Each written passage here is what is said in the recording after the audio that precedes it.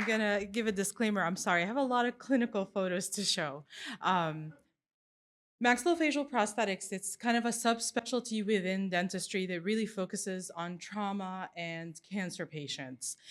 It is, after finishing all of our training, a fellowship level training that I feel very lucky and blessed here to be able to give the prosthodontic residents the experience of.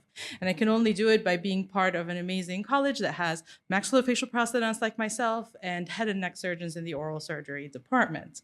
Another really unique aspect of our program is that we care for a good amount of pediatric patients. Unfortunately, pediatric patients do develop tumors.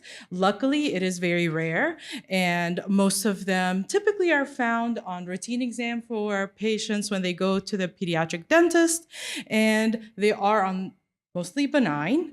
However, they still require quite a bit of advanced reconstruction. And when you think of it, when you think of kids, they're gonna play around and maybe lose a tooth. But now imagine that they've developed a tumor that requires more than just losing a tooth.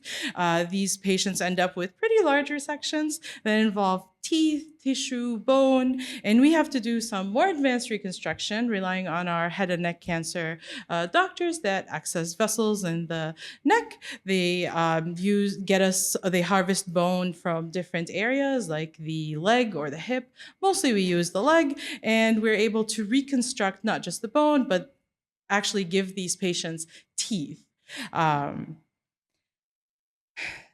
I don't just show this to show you how gruesome this can be, but also to kind of give you an idea of what these pediatric patients, younger than 18 years old, end up going through, and that most of them actually travel quite a bit of distance to get to us. So being able to train our residents to be able to take care of these patients is a huge service.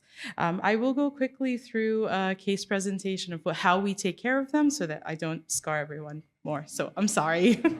A typical patient that will get a 13-year-old with a tumor in the anterior lower jaw that needs a pretty large reconstruction. We end up planning everything digitally for them to figure out how to take out the tumor, use the leg to reconstruct the jaw, and to put teeth at the same time.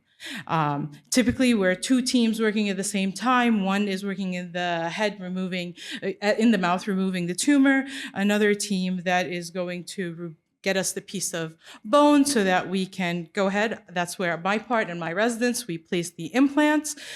Just like if you've had any implant placement, usually it's a very simple thing, but now we're working in the leg rather than in the mouth. We are able to pick up the teeth again in the leg, and at the end of an 8-hour surgery, this child has, even though it's very traumatic to go through this surgery, now can wake up with having teeth, which has a huge benefit to help them psychosocially, to be able within a 6-month period to be at this stage from all the crazy stuff that I showed you earlier. And most importantly, that this service is very, very needed, but there aren't enough clinicians that can actually do that. So being able to teach our residents at a lower level or lesser than a fellowship to be able to provide something like that is very beneficial. I'm sorry.